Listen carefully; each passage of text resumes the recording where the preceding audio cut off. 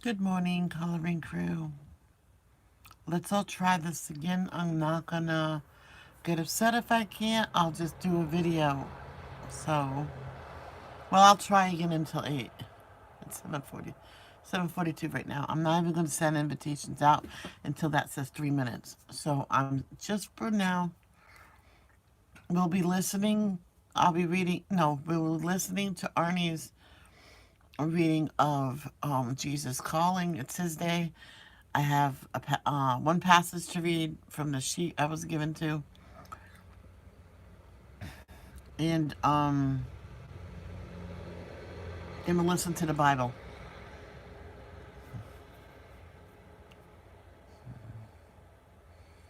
Don't hit like yet. Don't even do that yet. I'll tell you when. I kept the other phone off, so I'm not gonna send this out. Hi, Melissa. Just pray this stays on this time, Melissa. It's the fourth or fifth time.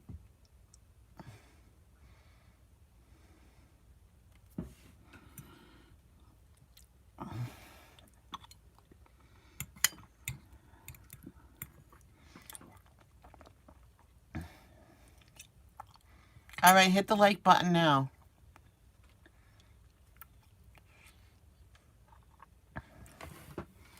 I'm not turning none of that on, so I'll just tell people and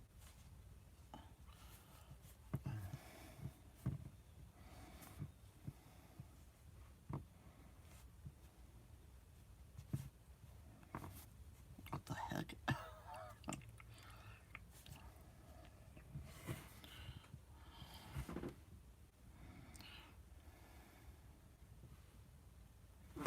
I love you, YouTube.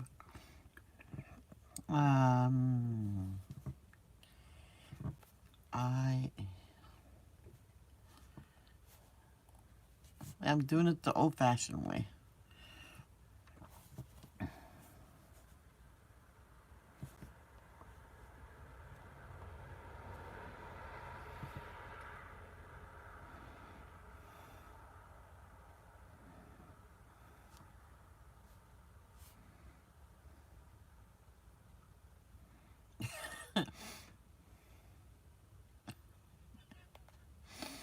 She changed her name to Uniqueen.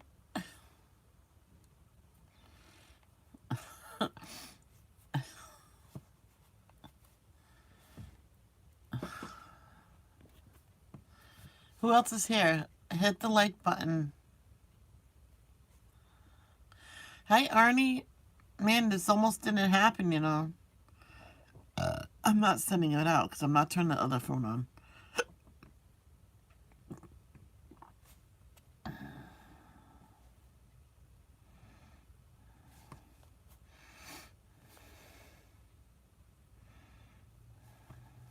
So, I still got yours, I believe. Where is it? Uh-oh. Ashley changed her name to Uniqueen. And where is that? All right, there it is. Oh, yay. The heck is on your bed? Oh. Should I turn on the other phone then?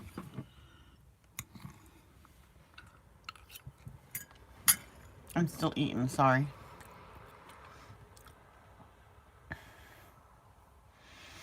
Hey, don't mess with me. I've been trying to go live for like 45 minutes.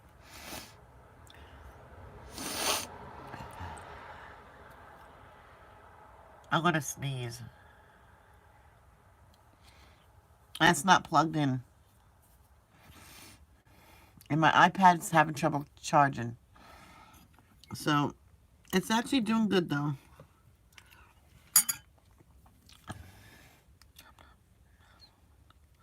I know. I'm just joking. Oh my gosh. I was in tears. I'm right. Then I almost says, yay! And then I lost connection. No, it's not the night owl's fault. It's just, it happens here sometimes. Then I said to her, one of my devices won't let me go live no more.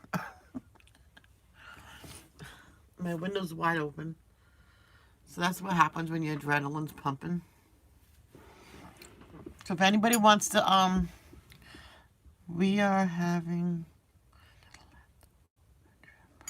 what? We have to let the what?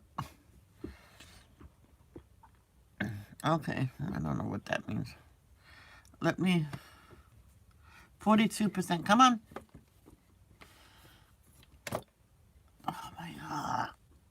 It's not one thing, it's another. I thought that was going to charge all night and it's not even charging.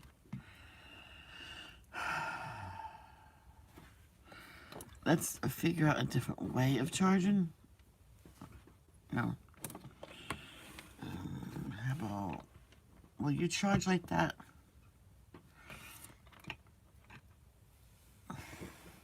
I'm thinking of a different way of charging my iPad.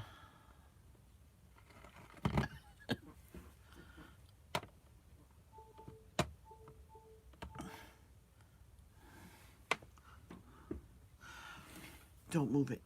It's charging. So if that charges, it'll be wonderful. Don't anger it. Nothing's gonna get plugged in, so we better get this going. I'm not running nothing down either. I don't care. All right, so let's say the Lord's Prayer quick. Our Father who art in heaven, hallowed be thy name. Thy kingdom come, thy will be done on earth as it is in heaven. Give us this day our daily bread. Forgive us for our trespasses. Forgive those who trespass against us. Lead us not to temptation, but deliver us from evil. For thine is the kingdom, the power, and the glory forever and ever, and amen. Yes, I did look at it. I had a tough morning. What do we read now? We just listen to Mr. Arnie here. And it's not going to be long today.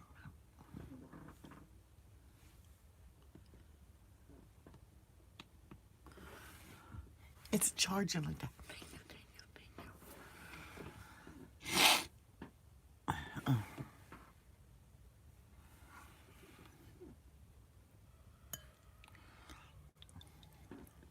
Tuesday's devotion from the Jesus Calling book.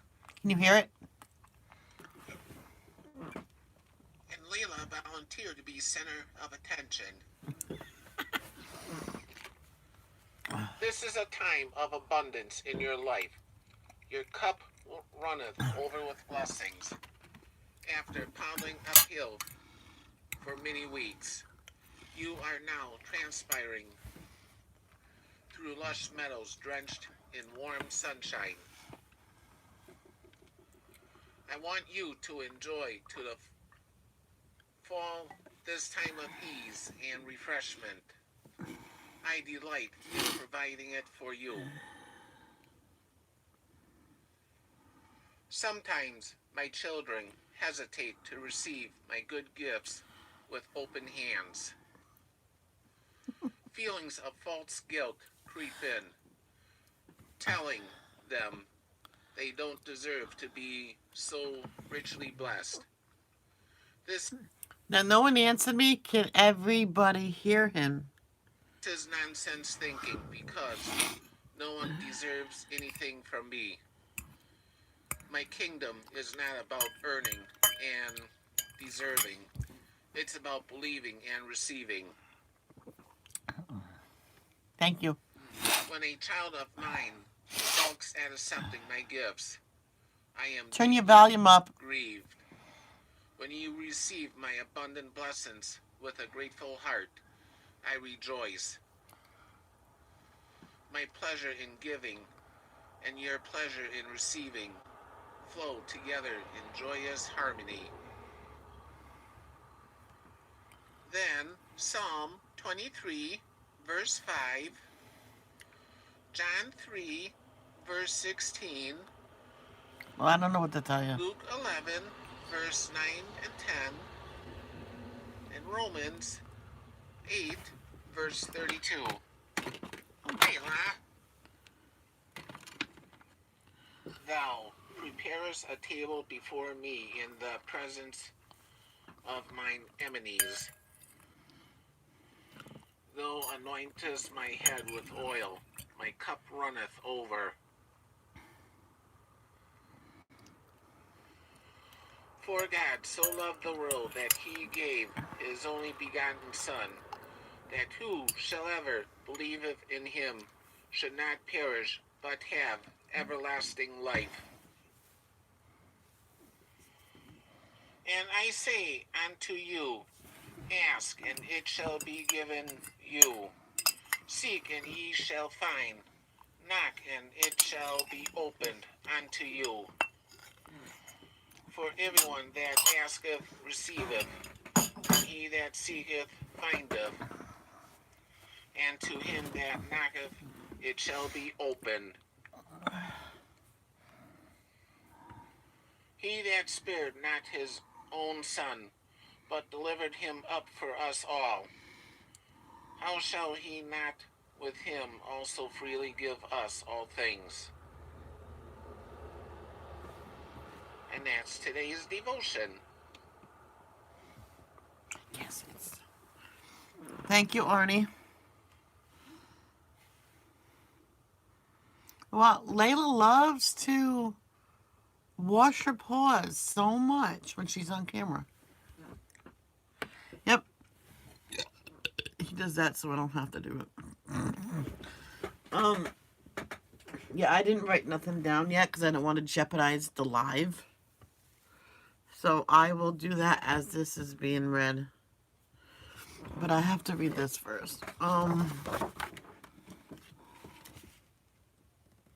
Let's just read this. John chapter 1, verse 1. You know my sheet that Beth gave me? Yep. I'm guessing we read one a day. So. And when I had my hair up like just about for like a week. I think my ear, it's draining.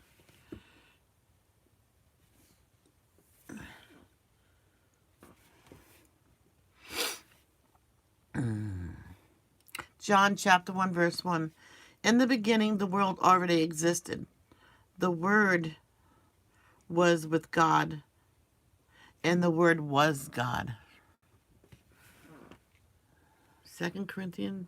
No, that's 2 Corinthians, you dummy. 2 Chronicles. I just can't remember what I should have looked. I think it's...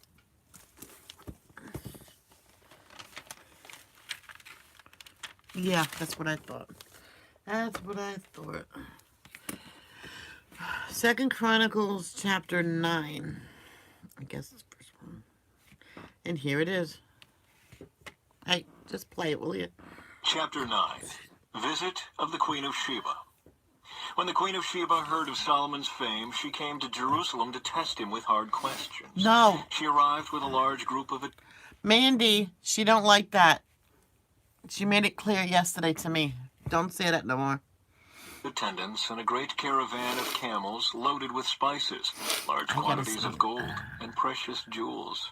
When she met with Solomon, she talked with him about everything she had on her mind. Solomon had answers for all her questions. Nothing was too hard for him to explain to her. When the Queen of Sheba realized how wise Solomon was, and when she saw the palace he had built, she was overwhelmed. She was also amazed at the food on his tables, the organization of his officials and their splendid clothing, the cupbearers and their robes, and the burnt offerings Solomon made at the temple of the Lord. She exclaimed to the king, "Everything I heard in my country about your achievements and wisdom is true. I didn't believe what was said until I arrived here and saw it with my own eyes. In fact, I had not heard." Hey, Goldman, how are you? Can't you just say hi, Mandy, please? Heard the half of your great wisdom. It is far beyond what I was told. How happy your people must be. What a privilege for your officials to stand here day after day listening to your wisdom. Praise the Lord your God, who delights in you and has placed you on the throne as king to rule for him. Because God loves Israel and desires this kingdom to last forever, he has made you king over them so you can rule with justice and righteousness. Then she gave the king a gift of 9,000 pounds of gold, great quantities of spices, and precious jewels. Never before had there been spices as fine as those the Queen of Sheba gave to King Solomon. In addition, the crews of Hiram and Solomon brought gold from Ophir, and they also brought red sandalwood and precious jewels. The king used the sandalwood to make steps for the temple of the Lord in the royal palace, and to construct lyres and harps for the musicians. Never before had such beautiful things been seen in Judah. King Solomon gave the Queen of Sheba whatever she asked for, gifts of greater value than the gifts she had given him. Then she and all her attendants returned to their own land. Solomon's wealth and splendor. Each year Solomon received about 25 tons of gold. This did not include the additional revenue he received from merchants and traders. All the kings of Arabia and the governors of the provinces also brought gold and silver to Solomon. King Solomon made 200 large shields of hammered gold, each weighing more than 15 pounds. He also made 300 smaller shields of hammered gold, each weighing more than 7.5 pounds. The king placed these shields in the palace of the Forest of Lebanon. Then the king made a huge throne, decorated with ivory and overlaid with pure gold. The throne had 6 steps, with a footstool of gold. There were armrests on both sides of the seat, and the figure of a lion stood on each side of the throne.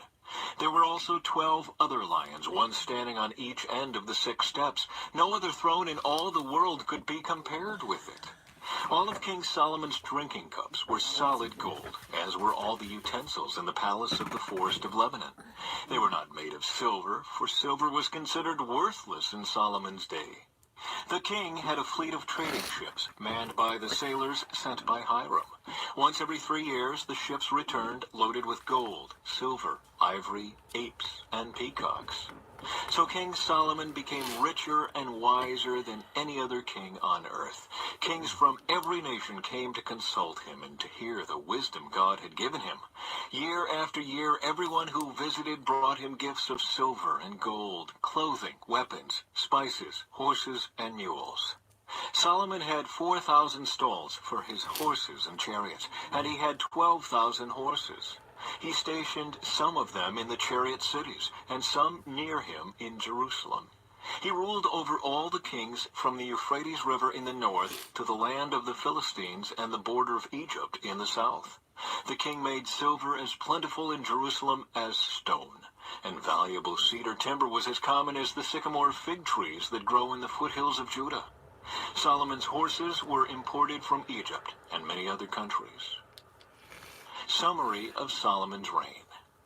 The rest of the events of Solomon's reign from beginning to end are recorded in the record of Nathan the prophet and the prophecy of Ahijah from Shiloh, and also in the visions of Iddo the seer concerning Jeroboam son of Nebat. Solomon ruled in Jerusalem over all Israel for 40 years.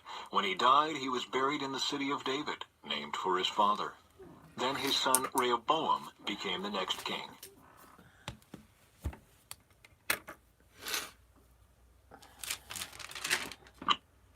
Chapter 10. The Northern Tribes Revolt.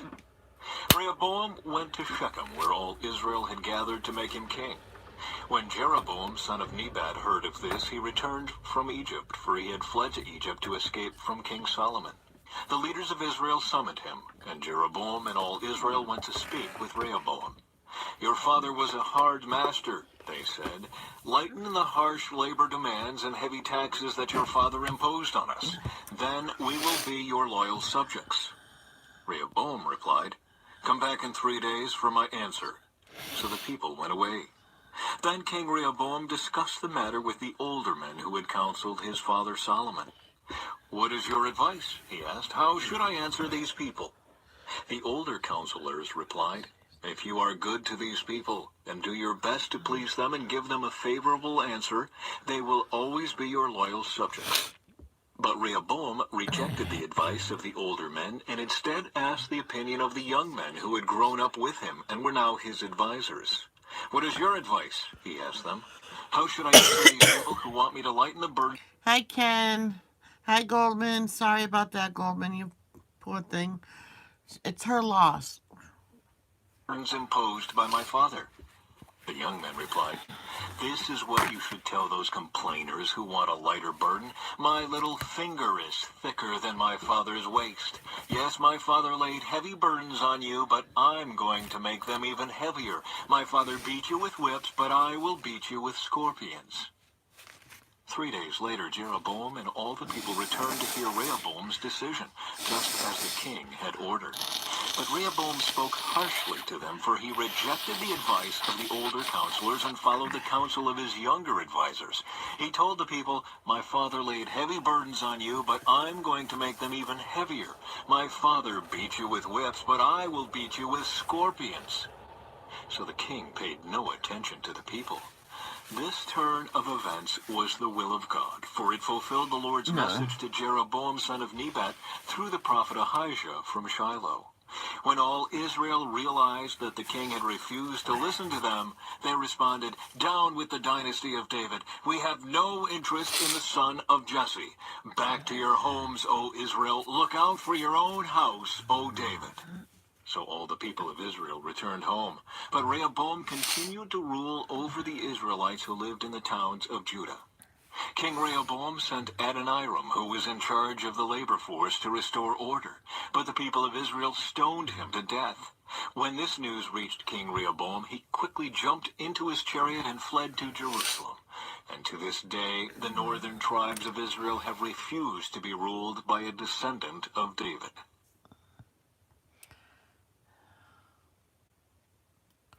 Chapter 11. Shimei's Prophecy. When Rehoboam arrived at Jerusalem, he mobilized the men of Judah and Benjamin, 180,000 select troops, to fight against Israel and to restore the kingdom to himself. But the Lord said to Shimei, the man of God, "Say to Rehoboam, son of Solomon, king of Judah, and to all the Israelites in Judah and Benjamin, this is what the Lord says. Do not fight against your relatives. Go back home, for what has happened is my doing." So they obeyed the message of the Lord and did not fight against Jeroboam. Rehoboam fortifies Judah. Rehoboam remained in Jerusalem and fortified various towns for the defense of Judah. He built up Bethlehem, Etam, Tekoa, Bethzur, Soko, Adullam, Gath, Marishah, Ziph, Adoraim, Lachish, Azekah, Zorah, Aijalon, and Hebron.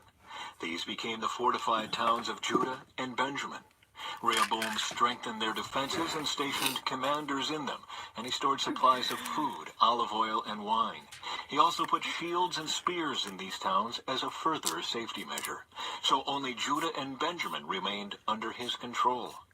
But all the priests and Levites living among the northern tribes of Israel sided with Rehoboam.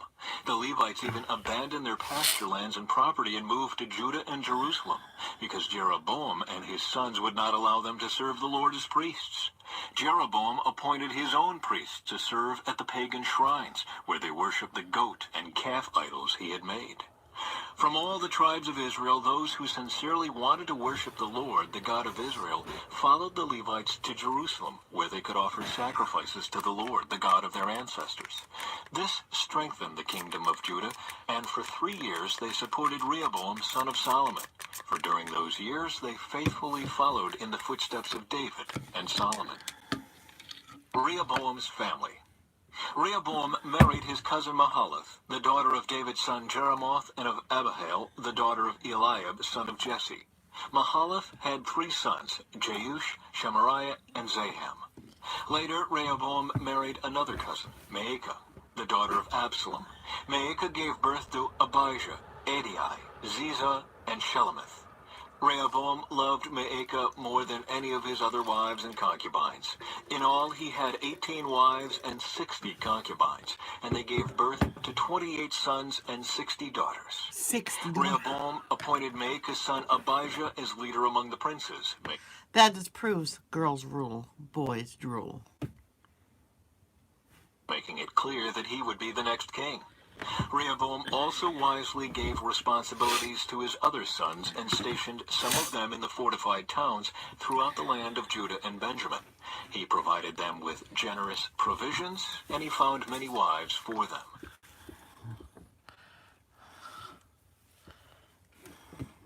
Chapter Kenneth, do you remember Bees? Bees 140? 12. Egypt invades Judah. But when Rehoboam was firmly established and strong, he abandoned the law of the Lord, and all Israel followed him in this sin. Because they were unfaithful Oh, to the son of a... Lord, King Shishak of Egypt came up and attacked Jerusalem in the 5th year. Well, M. Webb is Bees. Of King Rehoboam's reign. He came with 1,200 chariots, 60,000 horses, and a countless army of foot soldiers, including Libyans, Sukkites, and Ethiopians. Shishak conquered Judah's fortified towns and then advanced to attack I Jerusalem. can't help it. The prophet Shemaiah then met with Rehoboam and Judah's leaders, who had all fled to Jerusalem because of Shishak. Shemaiah told them, "This is what the Lord says. You have abandoned me, so I am abandoning you to Shishak." Then the leaders of Israel and the king humbled themselves and said, "The Lord is right in doing this to us." When the Lord saw their change of heart, he gave this message to Shemaiah. "Since the people have humbled themselves, I will not completely destroy them. I didn't send them I will out. soon give them some relief. I will not use Shishak to pour out my anger on Jerusalem, but they will become his subjects, so they will know the difference between serving me and serving earthly rulers." So King Shishak of Egypt came up and attacked. Izzy, this live that you're at right now is the 4th or the 5th one. I can't keep track. I think it's the 4th one. Okay, I tried. So I didn't bother sending the invitations out. Attacked Jerusalem. He ransacked the treasuries of the Lord's temple and the royal palace. He stole everything, including all the gold shields Solomon had made. King Rehoboam later replaced them with bronze shields as substitutes, and he entrusted them to the care of the commanders of the guard who protected the entrance to the royal palace. Whenever the king went to the temple of the Lord, the guards would also take the shields and then return them to the guard room. Because Rehoboam humbled himself, the Lord's anger was turned away, and he did not destroy him completely. There were still some good things in the land of Judah. Summary of Rehoboam's reign. King Rehoboam firmly established himself in Jerusalem and continued to rule. He was 41 years old when he became king, and he reigned 17 years in Jerusalem, the city the Lord had chosen from among all the tribes of Israel as the place to honor his name. Rehoboam's mother was Naamah, a woman from Ammon. Bye, But he was an Goldman. evil Nice king, to see for you he again. did not seek the Lord with all his heart. The rest of the events of Rehoboam's reign from beginning to end are recorded in the record of Shemaiah the prophet and the record of Iddo the seer, which are part of the genealogical record. Rehoboam and Jeroboam were continually at war with each other. When Rehoboam died, he was buried in the city of David. Then his son Abijah became the next king.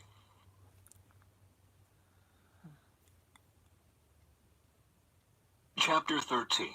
Abijah's War with Jeroboam. Abijah began to rule over Judah in the 18th year of Jeroboam's reign in Israel. He reigned in Jerusalem 3 years. His mother was Maacah, the daughter of Uriel, from Gibeah. Then war broke out between Abijah and Jeroboam. Judah, led by King Abijah, fielded 400,000 select warriors, while Jeroboam mustered 800,000 select troops from Israel. When the army of Judah arrived in the hill country of Ephraim, Abijah stood on Mount Zemaraim and shouted to Jeroboam and all Israel, "Listen to me. Don't you realize that the Lord, the God of Israel, made a lasting covenant with David, giving him and his descendants the throne of Israel forever? Yet Jeroboam, son of Nebat, a mere servant of David's son Solomon, rebelled against his master. Then a whole gang of scoundrels joined him, defying Solomon's son Rehoboam when he was young and inexperienced and could not stand up to them. Do you really think you can stand against the kingdom of the Lord that is led by the descendants of David? You may have a vast army, and you have those gold calves that Jeroboam made as your gods. But you have chased away the priests of the Lord, the descendants of Aaron, and the Levites, and you have appointed your own priests, just like the pagan nations.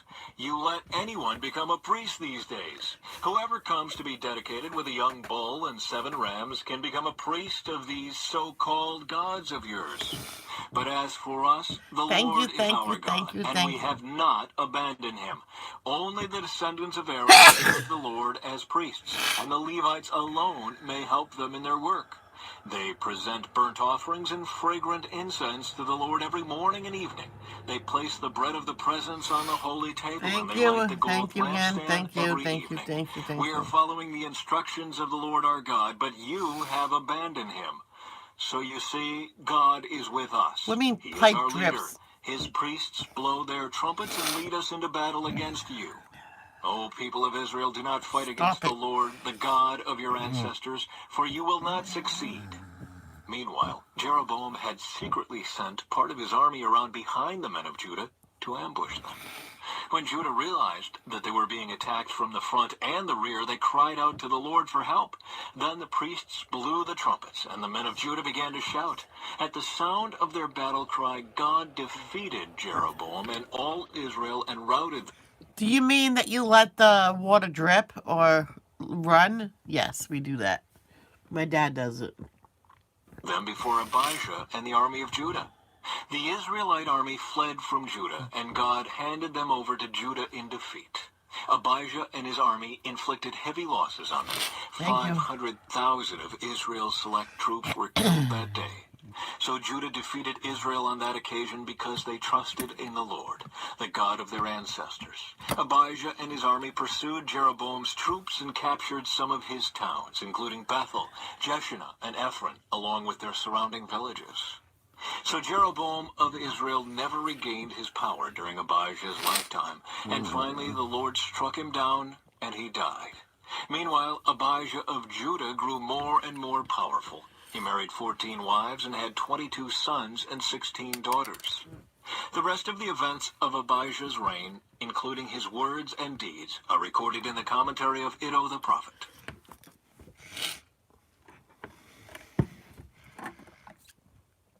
Chapter 14. Early years of Asa's reign. When Abijah died, he was buried in the city of David. Then his son Asa became the next king. There was peace in the land for 10 years. Asa did what was pleasing and good in the sight of the Lord his God. He removed the foreign altars and the pagan shrines. He smashed the sacred pillars and cut down the Asherah poles. He commanded the people of Judah to seek the Lord, the God of their ancestors, and to obey his law and his commands. Asa also removed the pagan shrines as well as the incense altars from every one of Judah's towns. So Asa's kingdom enjoyed a period of peace. During those peaceful years, he was able to build up the fortified towns throughout Judah. No one tried to make war against him at this time, for the Lord was giving him rest from his enemies. Asa told the people of Judah, "Let us build towns and fortify them with walls, towers, gates, and bars. The land is still ours because we sought the Lord our God, and he has given us peace on every side." So they went ahead with these projects and brought them to completion. King Asa had an army of 300,000 warriors from the tribe of Judah, armed with large shields and spears. He also had an army of 280,000 warriors from the tribe of Benjamin, armed with small shields and bows. Both armies were composed of well-trained fighting men.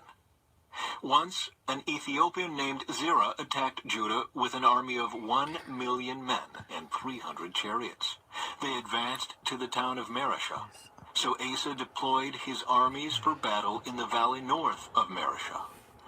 Then Asa cried out to the Lord his God, "O Lord, no one but you can help the powerless against the mighty. Help us, O Lord our God, for we trust in you alone. It is in your name that we have come against this vast horde. O Lord, you are our God. Do not let mere men prevail against you."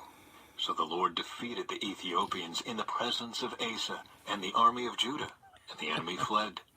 Asa and his army pursued them as far as Gerar, and so many Ethiopians fell that they were unable to rally.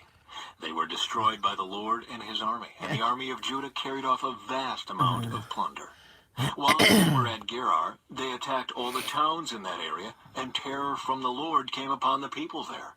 As a result, a vast amount of plunder was taken from these towns, too. They also attacked the camps of herdsmen and captured many sheep, goats, and camels before finally returning to Jerusalem.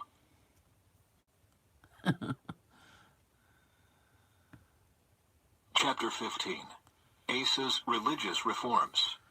Then the Spirit of God came upon Azariah son of Oded, and he went out to meet King Asa as he was returning from the battle. "Listen to me, Asa," he shouted. "Listen, all you people of Judah and Benjamin. The Lord will stay with you as long as you stay with him. Whenever you seek him, you will find him. But if you abandon him, he will abandon you. For a long time Israel was without the true God, without a priest to teach them, and without the law to instruct them. But whenever they were in trouble and turned to the Lord, the God of Israel, and sought him out, they found him. During those dark times it was not safe to travel. Problems troubled the people of every land. Nation fought against nation and city against city, for God was troubling them with every kind of problem. But as for you, be strong and courageous, for your work will be rewarded." When Asa heard this message from Azariah the prophet, he took courage and removed all the detestable idols from the land of Judah and Benjamin, and in the towns he had captured in the hill country of Ephraim. And he repaired the altar of the Lord, which stood in front of the entry room of the Lord's temple. Then Asa called together all the people of Judah and Benjamin, along with the people of Ephraim, Manasseh, and Simeon who had settled among them. For many from Israel had moved to Judah during Asa's reign when they saw that the Lord his God was with him.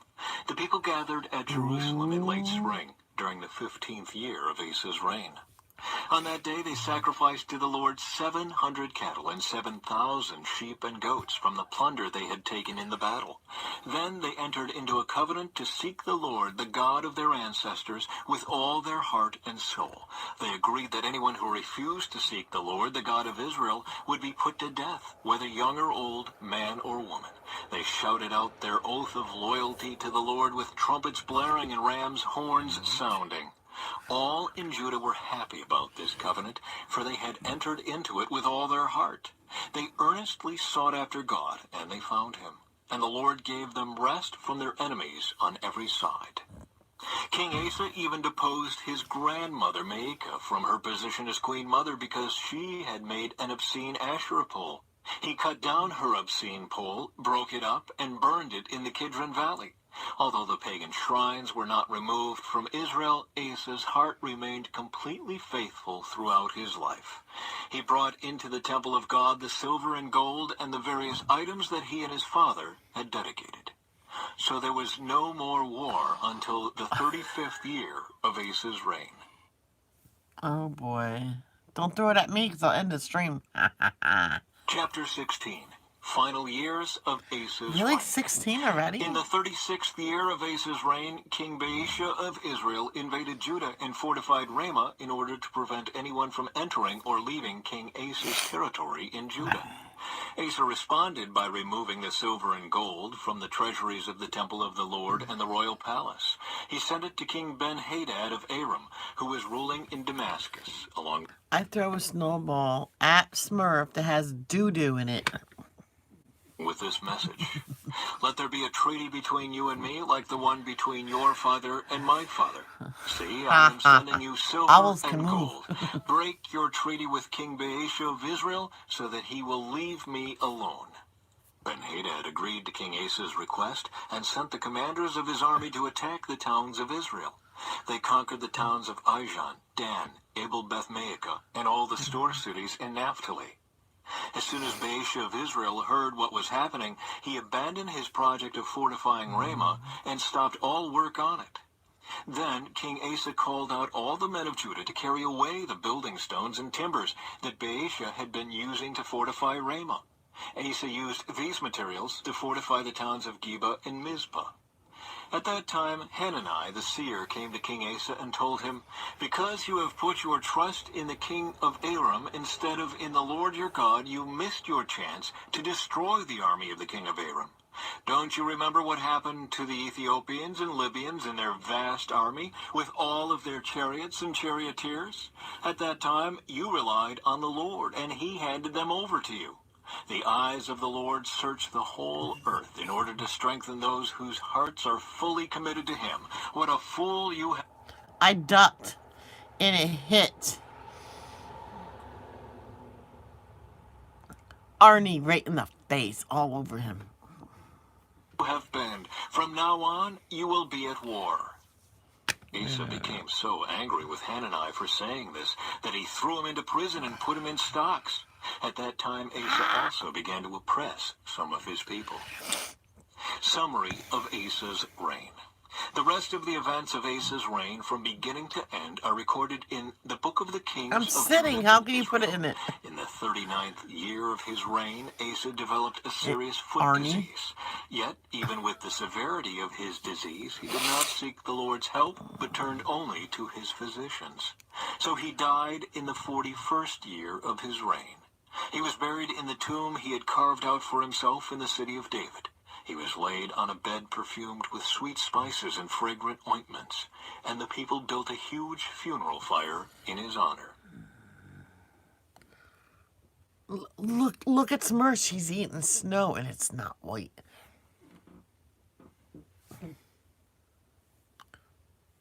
Chapter 17. Jehoshaphat rules in Judah. Then Jehoshaphat, Asa's son, became the next king. He strengthened Judah to stand against any attack from Israel. He stationed troops in all the fortified towns of Judah, and he assigned additional garrisons to the land of Judah and to the towns of Ephraim that his father Asa had captured. The Lord was with Jehoshaphat because he followed the example of his father's early years and did not worship the images of Baal. He sought his father's God and obeyed his commands instead of following the evil practices of the kingdom of Israel. So the Lord established Jehoshaphat's control over the kingdom of Judah. All the people of Judah brought gifts to Jehoshaphat, so he became very wealthy and highly esteemed. He was deeply committed to the ways of the Lord. He removed the pagan shrines and Asherah poles from Judah. In the 3rd year of his reign, Jehoshaphat sent his officials to teach in all the towns of Judah. These officials included Ben-Hail, Obadiah, Zechariah, Nethanel, and Micaiah. He sent Levites along with them, including Shemaiah, Nethaniah, Zebediah, Asahel, Shemiramoth, Jehonathan, Adonijah, Tobijah, and Tobadonijah. He also sent out the priests. I didn't say nothing about P. I just said it's not white. Elishama and Jehoram. They took copies of the book of the law of the Lord and traveled around through all the towns of Judah, teaching the people. Then the fear of the Lord fell over all the surrounding kingdoms, so that none of them wanted to declare war on Jehoshaphat. Some of the Philistines brought him gifts and silver as tribute, and the Arabs brought 7,700 rams and 7,700 male goats. So Jehoshaphat became more and more powerful and built fortresses and stored cities throughout Judah.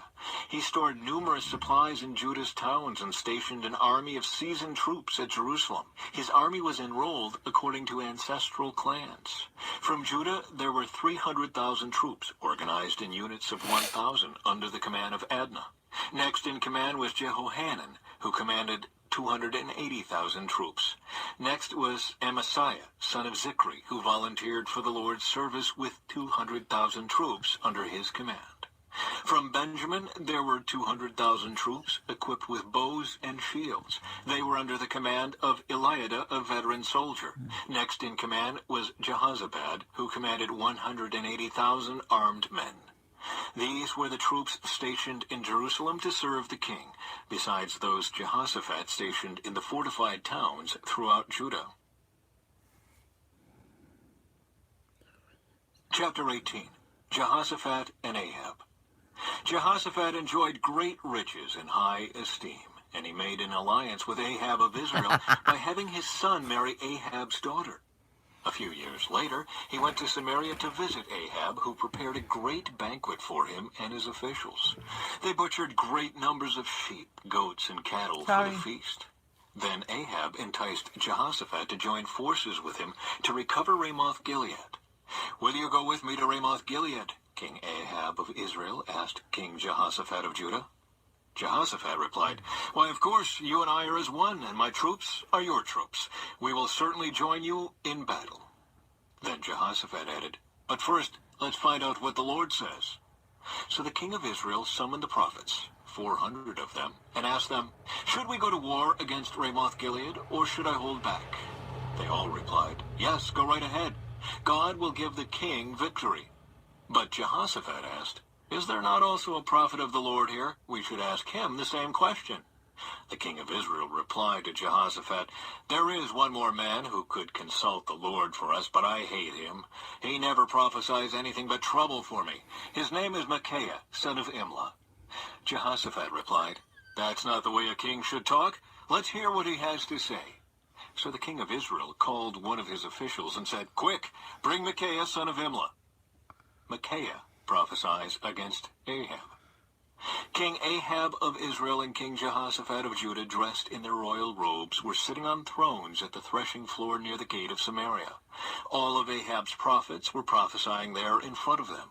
One of them, Zedekiah, son of Kenaanah, made some iron horns and proclaimed, This is what the Lord says, With these horns you will gore the Arameans to death. All the other prophets agreed. Yes, they said, Go up to Ramoth Gilead and be victorious, for the Lord will give the king victory. Meanwhile, the messenger who went to get Micaiah said to him, Look, all the prophets are promising victory for the king. Be sure that you agree with them and promise success.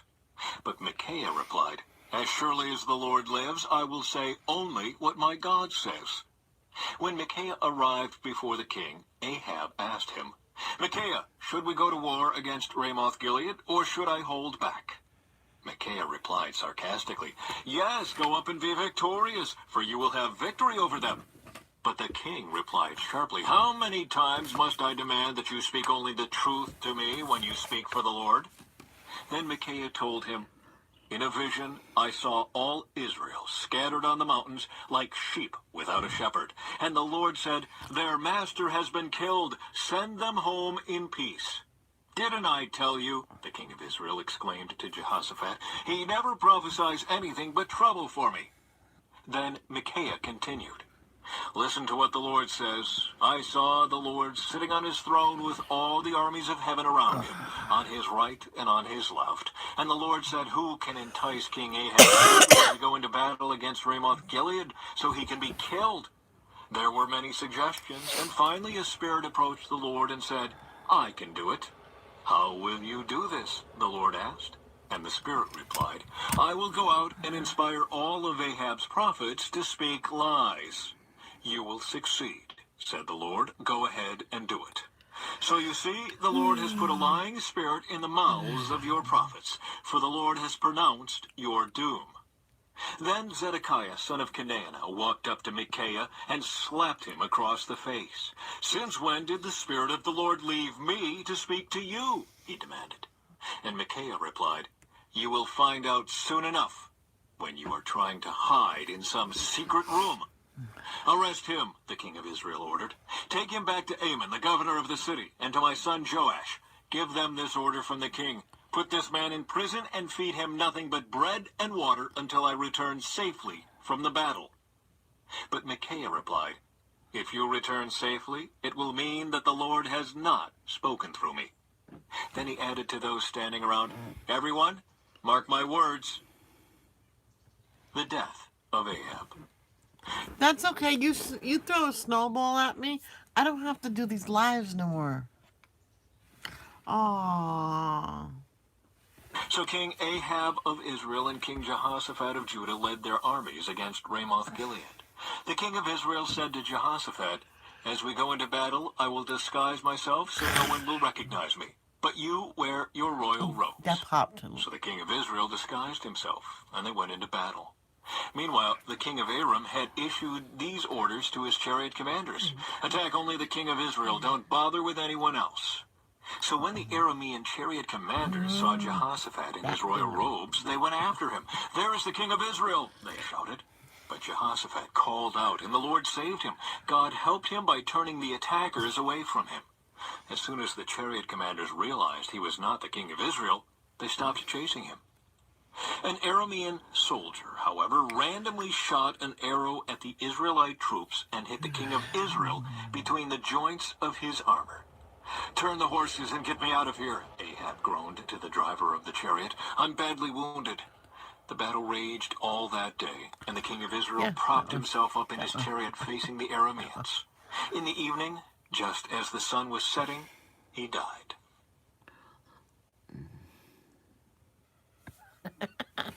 Chapter 19. Jehoshaphat appoints judges. When King Jehoshaphat of Judah arrived safely home in Jerusalem, Jehu, son of Hanani the seer, went out to meet him. Why should you help This is going to be the last one, people. the wicked and love those who hate the Lord? He asked the king. Because of what you have done, the Lord is very angry with you. Even so, there is some good in you, for you have removed the Asherah poles throughout the land, and you have committed yourself to seeking God.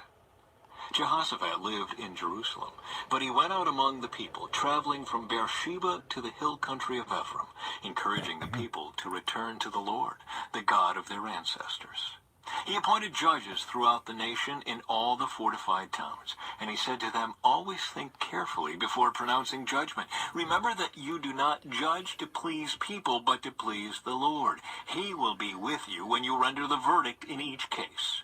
Fear the Lord Yep. and judge with integrity, for the Lord our God does not tolerate perverted justice, partiality, or the taking of bribes. In Jerusalem, Jehoshaphat appointed some of the Levites and priests and clan leaders in Israel to serve as judges for cases involving the Lord's regulations and for civil disputes. These were his instructions to them. You must always act in the fear of the Lord with faithfulness and an undivided heart. Whenever a case comes to you from fellow citizens in an outlying town, whether a murder case or some other violation of God's laws, commands, decrees, or regulations, you must warn them not to sin against the Lord, so that he will not be angry with you and them. Do this, and you will not be guilty. Yes, I do. Amariah, the high priest, will have final say in all the cases involving the Lord. Zebediah, son of Ishmael, a leader from the tribe of Judah, will have final say in all civil cases. The Levites will assist you in making sure that justice is served. Take courage as you fulfill your duties, and may the Lord be with those who do what is right. And that is it.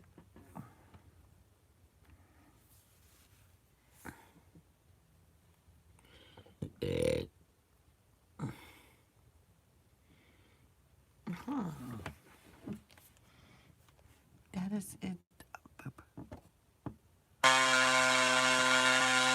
That's not that loud. I forgot I had that.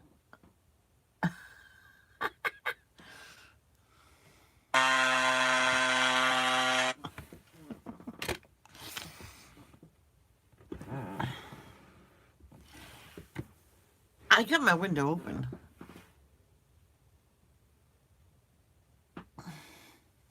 Alright guys, I'm gonna go get dressed and everything like that. I already took a shower, so. Well, I took it last night, so I'm already clean. So everybody love, don't judge, peace out, stay flawless, and hoot hoot.